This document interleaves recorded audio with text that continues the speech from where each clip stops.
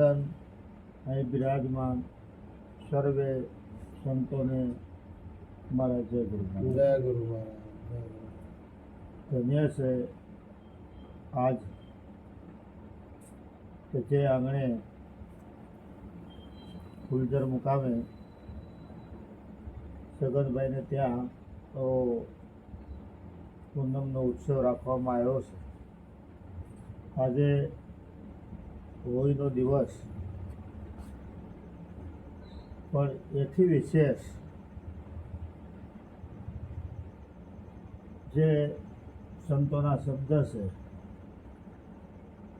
એ શબ્દ આનંદ આપનારા છે. સંતોના શબ્દ ખરું સુખ આપનારા છે. આપણે પ્રયત્ન કરવાથી બધું પ્રાપ્ત થાય, તો પરમ શાંતિ પ્રાપ્ત થતી નથી. તો ધન્ય છે સગનભાઈના ભાવને, એમના પરિવારને. જે સભામાં સદગુરુનું સાનિધ્ય હોય એ સભામાં, જે સભામાં હાજર હોય એ ગણતરી ન હોય, પણ સર્વ ઘાટની અંદર જે અઘાટ રૂપ જે ભાવ રહેલો છે, આનંદ સ્વરૂપ જે રહેલું છે, એ લૂંટવા માટે, એનો લાભ લેવા માટે આજ આપણે એ આનંદ લૂંટી રહ્યા છીએ. ધન્ય છે ભારતની ભૂમિને કે જેમાં દેવથી દુર્લભ એવો આપણને મનુષ્યનો દેહ મળ્યો છે. એથી વિશેષ સંત અને શાસ્ત્ર પોકારીને કહે છે કે આ જીવનનું આપણું ધ્યેય શું? જીવનનું ધ્યેય ખાવું પીવું મોજ મજા એ જ આ જીવનનું ધ્યેય છે? નહીં. આ જીવનનું ધ્યેય પોતાના નિજ સ્વરૂપમાં જાગવાની જરૂર. અને જેને સમર્થ સદગુરુ મળ્યા છે અને નિજ સ્વરૂપમાં જાગ્યા છે અને જે નિજાનંદ માણી રહ્યા છે એને ધન્ય છે. માટે આ સંતોનો સ્વભાવ સહજ છે. આ સંતોનો સ્વભાવ પ્રેમાળ છે. આ સંતોનો સ્વભાવ છે એ આપણને અનુકૂળતા આપે એવો છે. કારણ કે અગવડતામાં જે સગવડતા ગોતે એને સંત કહેવાય. સંતની ઉપમા તો ઘણી બધી આપવામાં આવી છે. કોઈ કહે છે કે સેવાભાવી સંત, એમ કહેવામાં આવે છે કે અનુભવી સંત, વિવેકી સંત અને અધિકારી સંત.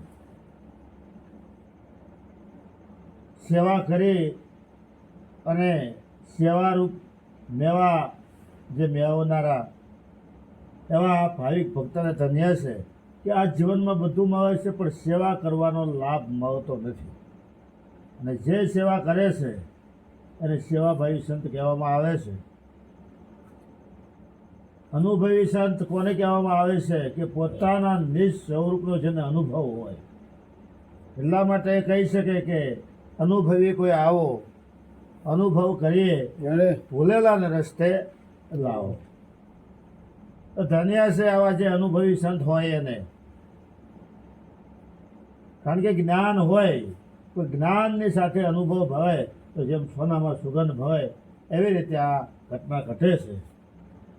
માટે વિવેકી સંત હોય, જેને શબ્દનો વિવેક હોય, જે શબ્દના પારખું હોય, એ વિવેકી પુરુષો છે. કારણ કે જ્ઞાન ગમે એટલું હોય પણ એમાં વિવેક ન ભવે ત્યાં સુધી જ્ઞાન વ્યર્થ છે, એ અધૂરું છે.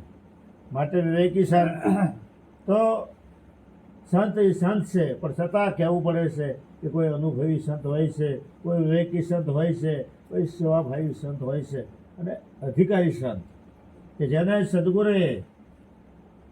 સદગુરુની કરુણા ઉતરે અને દયા ઉતરે ત્યારે એક ફરજ સોંપવામાં આવે છે, જેને અધિકારી પદ સોંપવામાં આવે છે.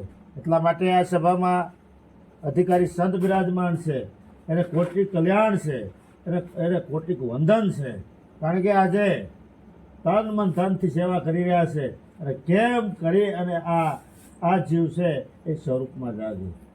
માટે આજનો દિવસ આનંદનો હૃદય આવીશ ઉગ્યો, જીવ શિવનો સંસેટયો માર્ગ મોક્ષનો સૂઝ્યો.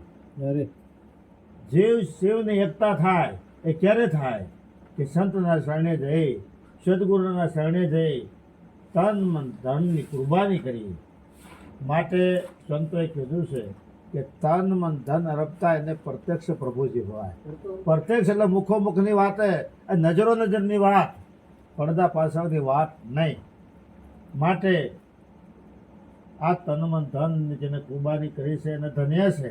અને આ તો માથા સાથેનો માલ છે. એટલા માટે કહેવાયું છે કે ભક્તિ છે સૂર્યના કામની નહીં કાયમનું કામ, પ્રથમ પહેલું મસ્તક મૂકી વર્તે લેવું નામ. માથા સાથેનો માલ છે અને કાયરપણાની વાતો કરીને તું બીજાને બીવડાવીશમાં.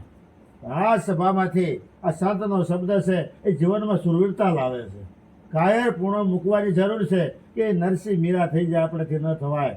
પણ જરા એ વિચાર કરો, એ જ ધરતી, એ જ સાંધો, એ જ સૂરજ, એ જ પવન, પાણી ને પ્રકાશ એની વસ્તુ છે. પણ ઘટે છે શું? આપણામાં ખંત ઘટે છે. અને એ ખંત અને એ સિવટ અને એ જે ખુમારી છે એ સંતના સાનિધ્યમાં રહી, સદગુરુનો વિશ્વાસ કહેવાય. અને સદગુરુને જો વ્યક્તિ માન્યા ને તો હારવાનો વારો આવશે. સદગુરુ વ્યાપક રૂપ પરમાત્મા છે. એવો જ્યારે ભાવ પ્રગટ થશે, એવી જ્યારે નિષ્ઠા આવશે, ત્યારે જરૂર ઠરવાનું ઠેકાણું પ્રાપ્ત થશે. માટે જીવનમાં એવું છે, આપણને એમ થાય કે હમણાં નહીં, ઉંમર વધે પછી ભજશું. પણ કોઈને સડતો પોર હોય, કોઈને મધ્યાહને સૂર્ય હોય, કોઈને પોર નમી ગયો હોય, તો કોઈને સંધ્યાટાણું થયું હોય. અને સંધ્યાટાણું થાય ને પછી નેવા નમી ગયા હોય, ક્ષેત્ર પાકી ગયું હોય અને આંખે બરાબર દેખાય નહીં, કાને સંભળાય નહીં, અને ત્યારે ભક્તિનો રાહ લે તો જોવી એવી મજા આવતી નથી. માટે વહેલી તકે ચેતી લેવાની જરૂર છે. એક શ્વાસ ઓછો થતો જાય છે. આવેલો શ્વાસો ફરીથી આવે કે ના આવે એની કોઈ ગેરંટી નથી. માટે આ સંતોષે એ સાવધાન કરે છે. અને જે સાવધાની પકડી છે, જે સાવધાનનો શબ્દ જેને રુધિએ ઠેરાવ્યો છે, અને એ શબ્દની જેને સાવધાની આવી છે એને ધન્ય છે. એ ગુરુમુખી બિરાજમાન છે, જેની માટે સમૃદ્ધ સદગુરુ છે. તો એવા વિવેકી પુરુષોને, એવા અનુભવી પુરુષોને, એવા સેવાભાવી સંતોને ધન્ય છે. માટે આ જીવનમાં આધીનતા કહેવાની જરૂર છે. અમારા વિવેકાનંદ મહારાજ વારંવાર કહે કે જીવનમાં શરણાગતિ હોય, સમર્પણનો ભાવ હોય તો હું પણ ત્યાં ટકી શકતો નથી. કારણ કે બે સાથે ન રહી શકે. હું પણ હોય ત્યાં સમર્પણનો ભાવ આવતો નથી. અને જેવો સમર્પણનો ભાવ પ્રગટ થાય તો હું પણ અહમ આપોઆપ ઓગળી જાય છે. માટે સંતોની એ બલિયારી છે, સદગુરુની એ બલિયારી છે. અને આપણી અલ્પમતી આ ગુરુના ગુણને શું ગાઈ શકે?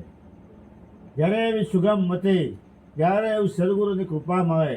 એટલા માટે કહેવાયું છે કે એક જ પાણી, એક જ પથરા, એક નાવન કા આરા, એક મુહૂર્ત મેં એસે દીઠે જેના રામ અને કૃષ્ણ પૂજારા. કે જે રામ અને કૃષ્ણ એ પણ જે મૂર્તિના દર્શન કર્યા, જે મૂર્તિનું સેવન કર્યું હતું એ મૂર્તિ ગઈ. માટે કહેવાયું છે કે ધ્યાન મૂલમ ગુરુ મૂર્તિ, પૂજા મૂલમ ગુરુ પદ, મંત્ર મૂલમ ગુરુ વાક્ય, મોક્ષ મૂલમ ગુરુની કૃપા. ધ્યાન સદગુરુનું, કારણ કે સદગુરુએ એવું અસ્તિત્વ આપણને બતાવ્યું છે જે હર હંમેશ હોય, નિત્ય હોય, અખંડ હોય, અને જે હાજરા હજુર હોય, અને એ તમારી સામે હોય.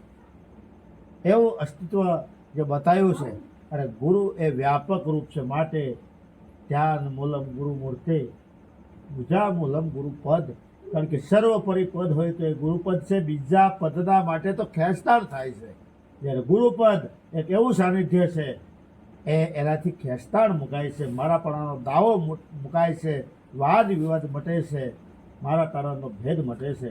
માટે મંત્ર મૂલમ ગુરુ વાક્ય, ગુરુના મુખે જે શબ્દ આવે ને એ મંત્ર સમાન છે. એક એક શબ્દ એવો હોય છે જે આખા વિશ્વને લાગુ પડે.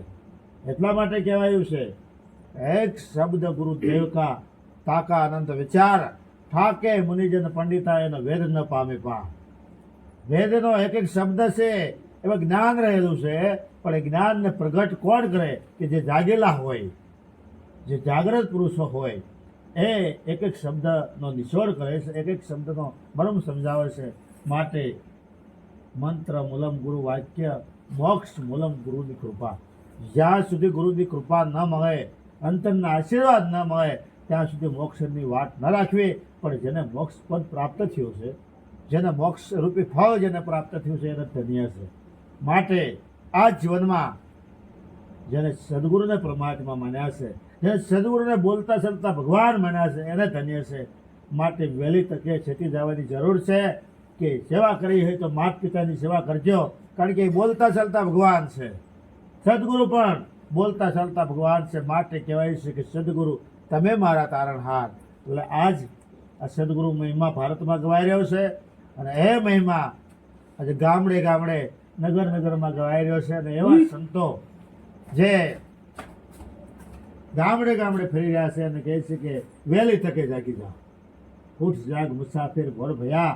આપણા માટે તો સોનાનો સૂરજ ઉગ્યો છે. હમણાં આ મુસાફરી પૂરી થઈ જાય છે. આ જીવનની મુસાફરી પૂરી થાય એની પહેલાં નિજ સ્વરૂપને જાણી લો, એ નિજ સ્વરૂપમાં સ્થિર થઈ જાઓ. માટે મન સમજાવે તે નર મોટા, સ્થિરતા પદમાં ઠર્યા. વિરાટ નામ ગુરુ તરતારણ, તે ભવજવમાં તર્યા. ભવજવમાં તરવું હોય તો મનને સમજાવવું પડે, અને ભવજવની પાર કોણ ઉતારે? એ સદગુરુ છે, એ ઉતારે છે. માટે સદગુરુ તમે મારા તારણહાર. સદગુરુ જ તારણહાર છે. સદગુરુનો જેટલો મહિમા ગાઈએ, જેટલા ગુણ ગાઈએ એટલા ઓછા છે. એ બિરાજમાં એવા દિવ્ય આત્માને મારા કોટી કોટી વંદન.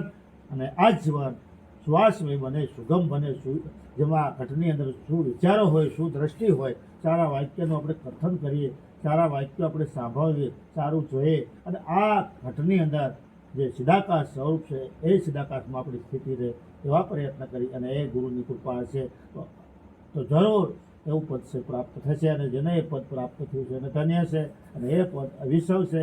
માટે ઉઠો, જાગો અને ધ્યેય પ્રાપ્તિ સુધી મળી આવો.